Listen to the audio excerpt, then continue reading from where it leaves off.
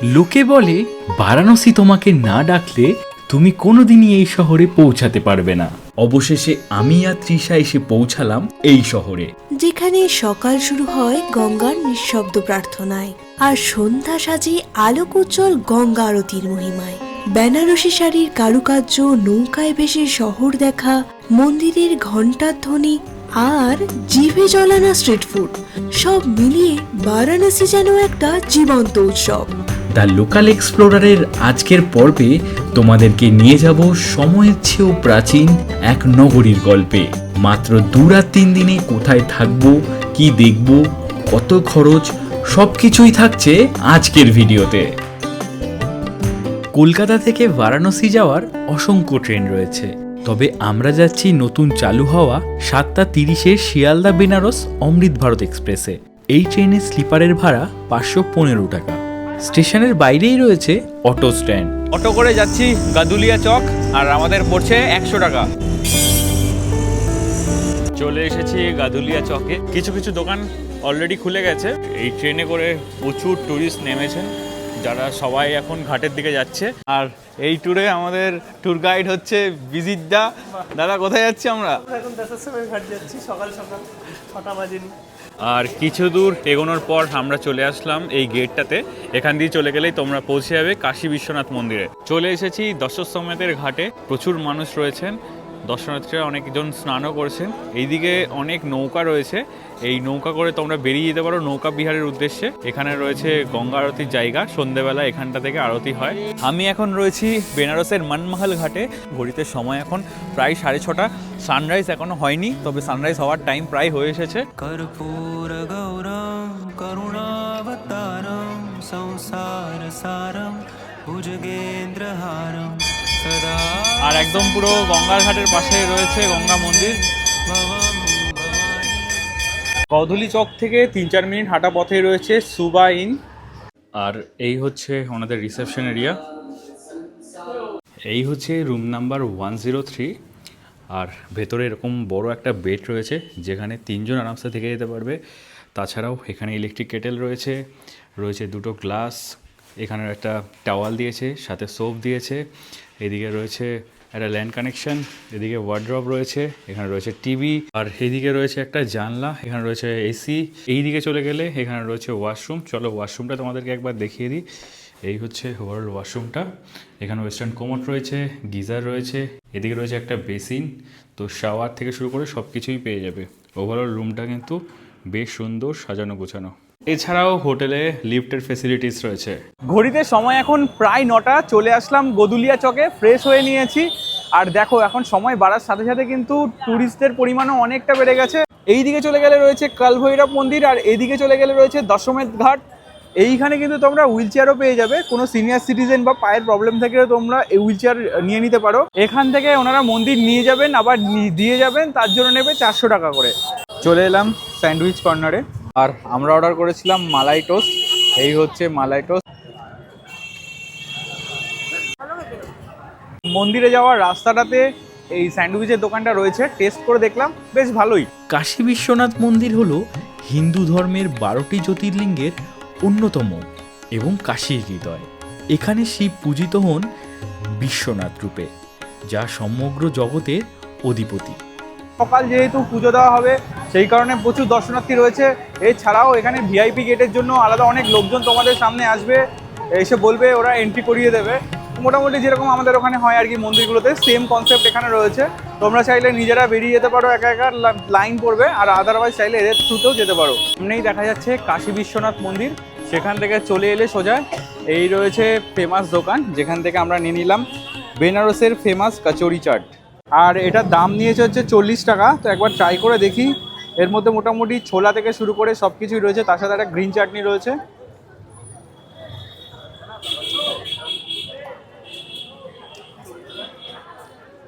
আর অন্যরকম ফ্লেভার রয়েছে, হালকা টক, হালকা মিষ্টি। আমরা চলে আসলাম মণিকর্ণিকা ঘাটে। कर्पूर गौरम करुणावतारम संसार सारम भुजगेन्द्रहारम सदा वसन्तं हृदयारविन्दे भवम भवानी। এই হচ্ছে বিশ্বনাথ মন্দিরে যাওয়ার লাইন।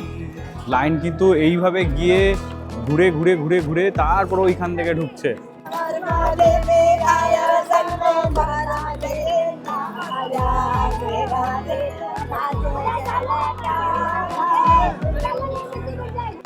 कर्पूरगौरं करुणावतारं संसारसारं भुजगेन्द्रहारं। এই হচ্ছে কাশী করিডোর, দেখতেই পাচ্ছ একদম কাশী বিশ্বনাথ মন্দির থেকে বেরোলেই এই ঘাটটা তোমরা পেয়ে যাবে। আর ঠিক তার পাশে এই দিকটাতেই রয়েছে মণিকর্ণিকা ঘাট। মণিকর্ণিকা ঘাট হলো বারাণসীর সবচেয়ে পবিত্র শ্মশান ঘাট। চলে এসেছি বেনারসের ফেমাস ব্লু লস্যি শপে, তো ট্রাই করে দেখি কেমন। এই হচ্ছে দোকানের ভেতরটা, পুরো দোকান জুড়েই এরকম ছবি লাগানো, তার সাথে নামও লাগানো রয়েছে। তোমরা চাইলে তোমাদের মেমোরিজ হিসেবে এরকমভাবে ডেট, নাম, ছবি লাগিয়ে রাখতে পারো।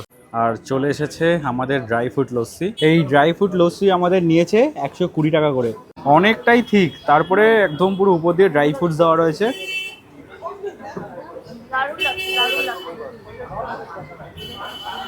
এখন আমরা যাব কালভৈরব মন্দিরে, আর গদুলিয়া চক থেকে এইখানকার ফেমাস রিক্সা নিয়ে নিলাম। আমাদের পার হেড পড়ছে 40 টাকা করে।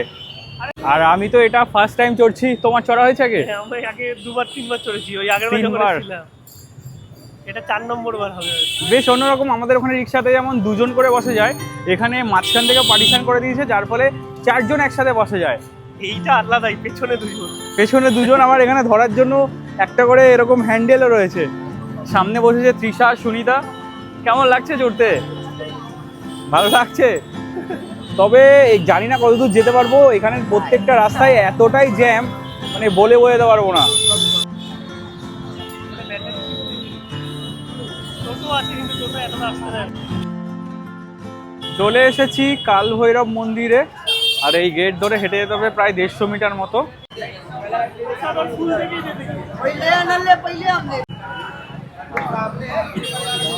কালভৈরব মন্দির অত্যন্ত প্রাচীন ও বিখ্যাত একটি শিব মন্দির। কালভৈরবকে ভগবান শিবের এক ভয়ঙ্কর ও শক্তিশালী রূপ হিসেবে পুজো করা হয়।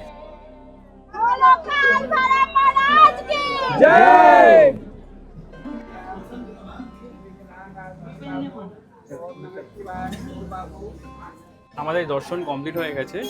মন্দিরের গেট মোটামুটি 12টার সময় বন্ধ হয়ে যায়, তবে সেরকম একটা মেনটেন নেই বলে প্রচুর ভিড় আর মানে একটা কী বলবো ক্যাওস তৈরি হয়ে যায় সব দিক থেকে, ঠেলা ঠেলি, সেই চাপের মধ্যে থেকেই মোটামুটি পুজো দিয়ে বেরোলাম। এই হচ্ছে এখানকার জ্যামের অবস্থা। এখানে কিছু কিছু প্রবলেম রয়েছে, যেমন যাওয়া আসা করতে গেলে একটুখানি জ্যামটাকে ফেস করতে হয়, যার জন্য যাতায়াতটা একটু কষ্টকর হয়ে যায়। আর ম্যাক্সিমাম জায়গাকে হেঁটেই কভার করতে হবে, কারণ ওই গলিগুলোতে তো গাড়ি ঢোকে না, সেক্ষেত্রে ওখানকায় হেঁটেই যেতে হবে। এবার ওই গলিতে প্রচুর পরিমাণে বাইক, স্কুটি এগুলো চলে, সেগুলোকে বুঝেই রাস্তা দিয়ে হাঁটতে হবে। এই হচ্ছে গোধলিয়া চক, তার পাশে এইচপি পেট্রোল পাম্পের ঠিক পাশেই রয়েছে অন্নপূর্ণা রেস্টুরেন্ট। মন্দির ঘুরে চলে আসলাম লাঞ্চ করতে, আর লাঞ্চে কী কী রয়েছে তোমাদেরকে একবার শেয়ার করে দিই। যদিও আমরা অর্ডার করেছি ডিলাক্স থালি, আর এখানে তো ম্যাক্সিমামটাই ভেজ, তাও তোমাদেরকে একবার মেনুটা দেখিয়ে দিচ্ছি। এখানে মেনু আইটেমগুলো রয়েছে, তার সাথে পরপর প্রাইসগুলো রয়েছে, আর ওভারঅল রেস্টুরেন্টটা এরকম। তৃষা বসে আছে এখানে, এদিকে রয়েছে বিজিতা, সুনিতা, সবারই খিদে পেয়ে গেছে মোটামুটি। তো শরীর ঠিক আছে? আমাদের থালি চলে এসছে। আমরা ডিলাক্স থালিটা অর্ডার করেছি, যেটা পড়েছে 300 টাকা, যেখানে রয়েছে দুখানা নান, রয়েছে পাঁপড়, এখানে রয়েছে জিরা রাইস, এখানে রয়েছে একটা সিজনাল ভেজ, এখানে রয়েছে পনির বাটার মশলা, এখানে রয়েছে ডাল, এখানে রয়েছে স্যালাড, এখানে রয়েছে রায়তা, আর মিষ্টি আসছে। গুড ইভিনিং, ঘড়িতে সময় এখন প্রায় 5:30। এখন আবার যাব গঙ্গার ঘাটে, কারণ ওখানে এখন গঙ্গা আরতি হবে, সেটাই তোমাদের সাথে শেয়ার করব। প্রায় 6টা থেকে গঙ্গা আরতি শুরু হয়, আর এগুলো খুব ভালোভাবে এখানেই পালন করা যায়, তাই সেটা একবার এক্সপিরিয়েন্স করব, সেই এক্সপিরিয়েন্সটা তোমাদের সাথে শেয়ার করব। ঘড়িতে সময় এখন প্রায় 5:50, চলে এসেছি দশাশ্বমেধ ঘাটে, আর দেখতেই পাচ্ছ কিরকম পরিমাণে ভিড় হয়ে গেছে অলরেডি। আর মোটামুটি 6টা থেকে আরতি শুরু হয়ে যাবে, তার আগেই কিন্তু প্রচুর মানুষ চলে এসছে। আমি অনেকটা সাইড করে সামনে চলে এসেছি, তোমাদেরকে এবার ভিড়টা একবার দেখায়। এই হচ্ছে পুরো মানুষের ঢল, আর পুরো এইখানটাতে আরতিটা হবে।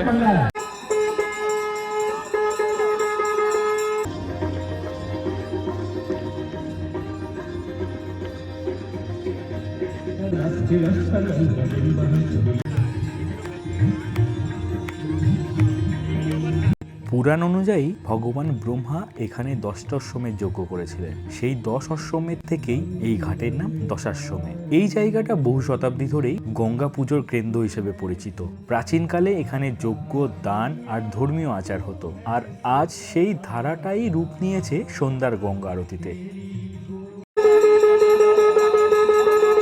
राजा रामचंद्र की जय, बाबा विश्वनाथ की जय, माता की এই জায়গাতেই এতক্ষণ ধরে আরতি হয়েছে। পুজোর পর প্রসাদ পেলাম, ওখানে যে ধাক্কাধাক্কি করে লাস্টে এই প্রসাদটা পেলাম। অশ্বমেধ ঘাট যাওয়ার সময় এই জায়গাটা তোমাদের পড়বে বা ডান হাতে। এই জায়গাটা খুব সুন্দরভাবে কিন্তু শিব ঠাকুরের একটা বিগ্রহ টাইপের বানানো হয়েছে। আর ওখান থেকে আমরা এখন চা নিয়ে নিলাম। চা পড়েছে 20 টাকা করে, সাথে বিস্কিটগুলো নিলাম। বিস্কিট পড়েছে পার পিস 10 টাকা করে। এতক্ষণ ধরে আমরা কিন্তু সন্ধ্যা আরতিটা উপভোগ করলাম, আর সন্ধ্যা আরতি শেষ হয়েছে প্রায় 1.5 ঘন্টা হয়ে গেল। তাও আমরা এই পাড়ে বসে বেশ কিছুক্ষণ সময় কাটিয়ে নিলাম। আমরা এখন আছি দশাশ্বমেধ ঘাটে।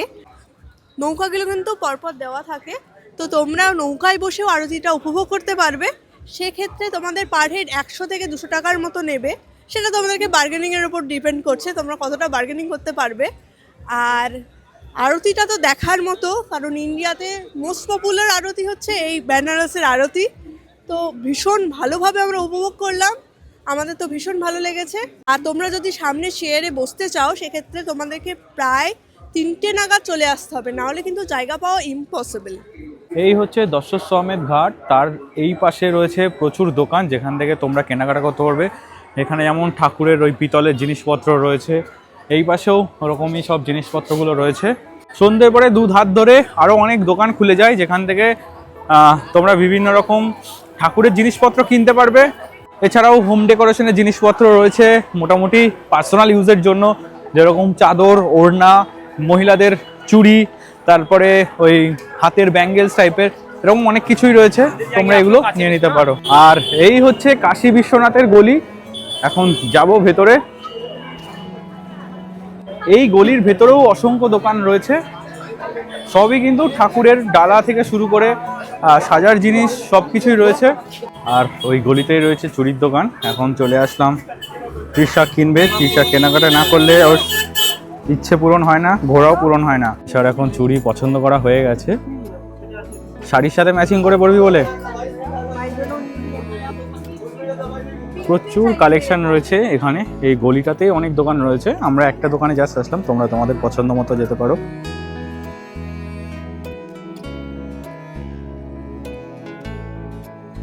বিশ্বনাথের গলিতে এরকম বিভিন্ন টাইপের মিষ্টি রয়েছে, এখানে প্রচুর মিষ্টি রয়েছে। তোমরা যারা মিষ্টি খেতে ভালোবাসো তোমরা এগুলো ট্রাই করতে পারো। গদুলিয়া চক থেকে দশমেধ ঘাটে যাওয়ার যে রাস্তাটা, এই রাস্তা ধরে দুদিকে প্রচুর শাড়ির দোকান রয়েছে। বেনারস তো শাড়ির জন্য ফেমাস, মানে অনেক কিছুর জন্য ফেমাস, তার মধ্যে আরেকটা অন্যতম রিজন হচ্ছে শাড়ি। তো এইখান থেকে তোমরা শাড়ি নিয়ে নিতে পারো, মোটামুটি 500 টাকা থেকে শাড়ি স্টার্ট। এই হচ্ছে রাতের গদুলিয়া চক। দেখো সকালে যতটা ফাঁকা ছিল এখন কিন্তু আরো বেশি জমজমাট হয়ে গেছে। কাশী চাট ভান্ডার ভিড়টা জাস্ট একবার দেখো, তাহলেই বুঝতে পারবে এই দোকানের ডিমান্ড কেমন। এখানে পরপর পুরো লাইন পড়ে গেছে, এর মধ্যে দিয়ে যুদ্ধ করে এখন আমাদের এখান থেকে স্ন্যাক্সটা নিতে হবে। এখানে মোটামুটি কী কী আইটেম পাওয়া যায় তার একটা ওভারভিউ দিয়ে দিচ্ছি। দেখো এখানে আলু টিক্কা থেকে শুরু করে সব কিছু মোটামুটি পাওয়া যায়, সব কিছুর দামই 60 টাকা করে।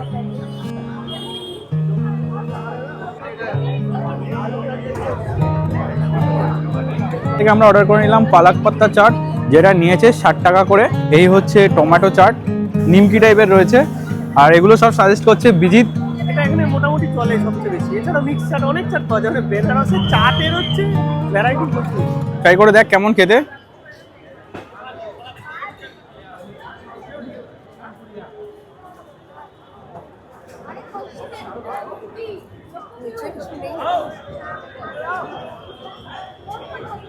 কেমন?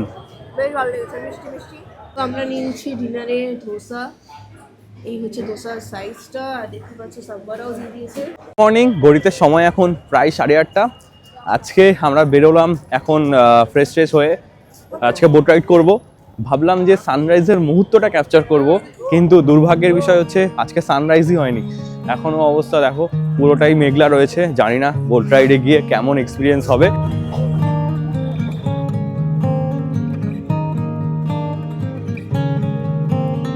এখানে তোমরা মোটামুটি শালগুলো পেয়ে যাবে 150 থেকে 200 টাকার মধ্যে। তৃষা নিয়েছে এটা, এই শালটা নিয়েছে 150 টাকা। আমাকে গিফট করেছে বাই দ্য ওয়ে। হ্যাঁ 150 টাকা নিয়েছে, অনেক বার্গেনিং করার পর আমার তো মনে হচ্ছে আরো কমে বললেও নিতে। এই সকালবেলা ঘাটের পাশ থেকে চা নিয়ে নিলাম। এই চা নিয়েছে 20 টাকা করে। তৃষা চা খায় না, তৃষা পর্যন্ত আজকে চা খাচ্ছে। সূর্য কোন দিকে উঠেছে, ও সূর্য আজকে ওঠেইনি। আর এই বিস্কিটগুলো 10 টাকা করে। এইদিকে রয়েছে বিজিতা, সুনিতা। হ্যাঁ প্রচন্ড শরীর খারাপ লাগছিল, তারপরে এটা আমি খুঁজে পেয়েছি। হ্যাঁ এই যে হচ্ছে ঘাটের রাস্তাটা হচ্ছে এটা, তার সামনে এই যে দোকানটা, এখান থেকে তোমরা চাটা ট্রাই করতে পারো। চলে এলাম পাড়ে, আর হালকা হালকা সূর্য দেখা যাচ্ছে।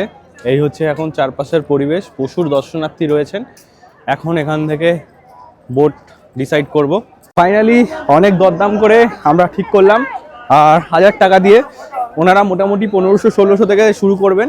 তো তোমরা প্রাইভেটে যদি যাও, এছাড়া তোমরা শেয়ারেও পেয়ে যাবে। শেয়ারে মোটামুটি 100-200 টাকা করে নেয়, যেখানে তোমাদের সাথে আরও অনেকজন থাকবেন।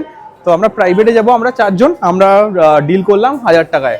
এখন ঘাট থেকে যাচ্ছি বোটে, তার জন্য এরকম একটা নৌকার উপর থেকে যেতে হবে।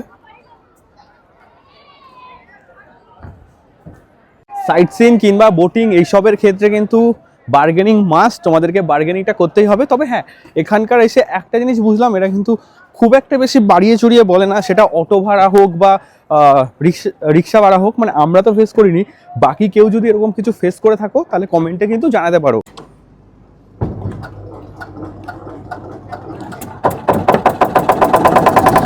আর আমাদের নৌকা বিহারও স্টার্ট হয়ে গেল। আমাদের রাইড শুরু করছি। তৃষা অলরেডি বসে পড়েছে পোজ দিয়ে, আর প্রচুর পরিমাণে পাখি রয়েছে। চারপাশের পরিবেশটা দেখো কি সুন্দর।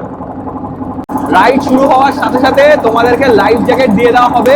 এই লাইফ জ্যাকেট কিন্তু তোমাদেরকে পরে নিতে হবে, তারপরে ছবি তোলার সময় তোমরা খুলে রাখতে পারো। আর এই পার থেকে আমরা যাচ্ছি, ঘাটটাকে দেখা যাচ্ছে কি সুন্দর লাগছে, বলে বোঝাতে পারবো না। আস্তে আস্তে সূর্যটা উঠছে।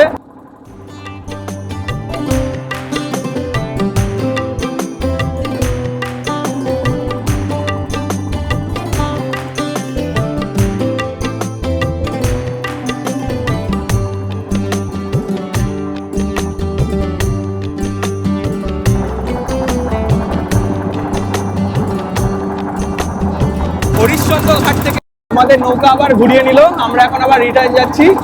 আর এই দিকটাতে জল কমে একটা চর পড়ে গেছে, যেখানে তোমরা ঘোড়া থেকে শুরু করে উঠে রাইডও করতে পারো।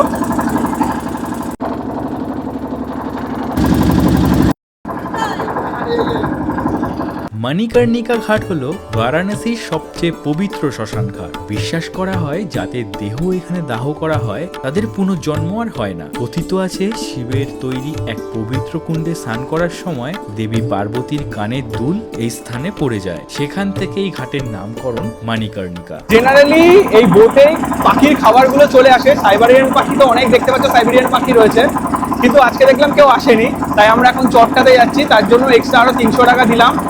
উনি আরো 15 মিনিট এক্সট্রা আমাদেরকে ঘোরাবেন। এখানে পাখিগুলোর খাবারও পাওয়া যায়। এগুলো কত? আর এই এক প্যাকেট করছে 50 টাকা করে। চটটা কিন্তু মানে বর্ষার সময় এটা থাকে না, গরমকালে বা শীতকালে মোটামুটি দেখা যায়। ওই ওভারঅল ধরে রাখো 4 মাস মতো এই চটটা থাকে।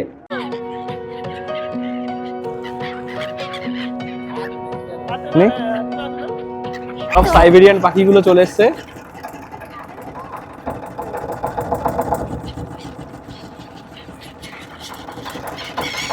আমাদের বোট রাইড মোটামুটি কমপ্লিট হয়ে গেল। ওভারঅল এক্সপিরিয়েন্স যদি বলি, আমার তো বেশ ভালো লেগেছে। চলে এসেছি ব্রেকফাস্ট করতে, আর ব্রেকফাস্টে অর্ডার করেছি আজকে আলু পরোটা। ফ্রিতে সময় এখন প্রায় 11টা, আমরা চেক আউট করে নিয়েছি, কারণ এখানকার হোটেলের ম্যাক্সিমাম টাইমিংই হচ্ছে 10:30।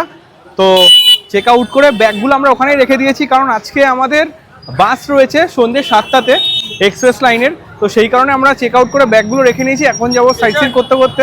অটো ওই রাস্তার মাথা অবধি যেতে হবে, বাকি এখানে তো আমরা রিক্সা থেকে শুরু করে সব কিছু পেয়ে যাবে। বাট যেহেতু আমরা নমঘাটটা যাচ্ছি, সেটা একটু ডিস্টেন্স রয়েছে, 30 থেকে 35 মিনিট মতো টাইম লাগে। সেই কারণে আমরা অটোটাকে প্রেফার করছি। আর এখানে রয়েছে অটো স্ট্যান্ডে কিন্তু আমরা অটো নিয়ে নিলাম। আর অটোতে আমাদের নমঘাট অবধি নিচ্ছে 150 টাকা রিজার্ভ।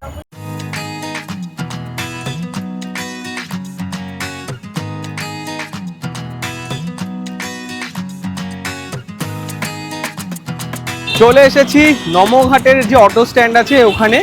এখন এই যে দেখতে পাচ্ছ মেন রোডটা এদিক দিয়ে চলে যাচ্ছে, এই দিক দিয়ে তোমাদেরকে নিচে যেতে হবে নমঘাটে যাওয়ার জন্য।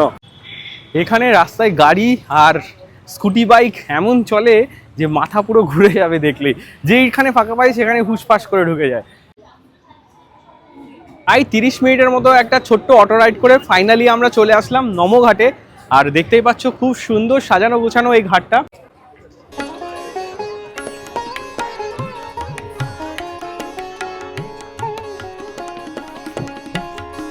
এখানে রয়েছে ব্রিজটা, যার উপর দিয়ে গাড়ি যাচ্ছে, নিচ থেকে যায় ট্রেন। ওভারঅল জায়গাটা কিন্তু বেশ সুন্দর সাজানো গোছানো।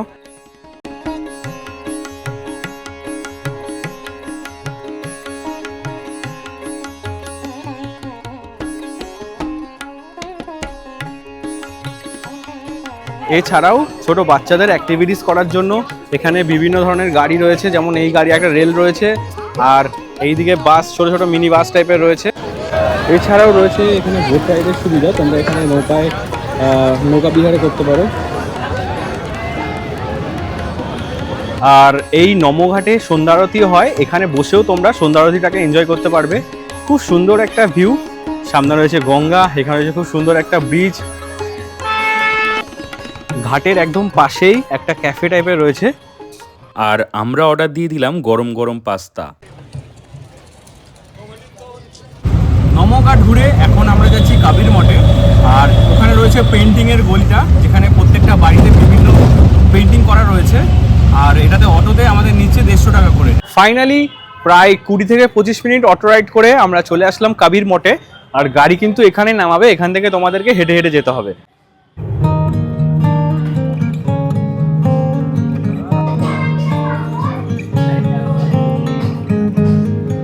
আর এই গলিতে প্রত্যেকটা বাড়িতেই এরকম সুন্দর সুন্দর পেন্টিং করা রয়েছে।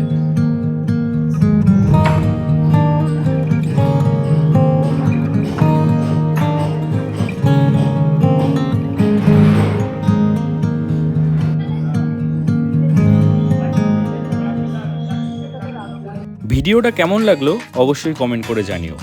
আবারও দেখা হবে নতুন একটা জায়গার সন্ধান নিয়ে খুব তাড়াতাড়ি।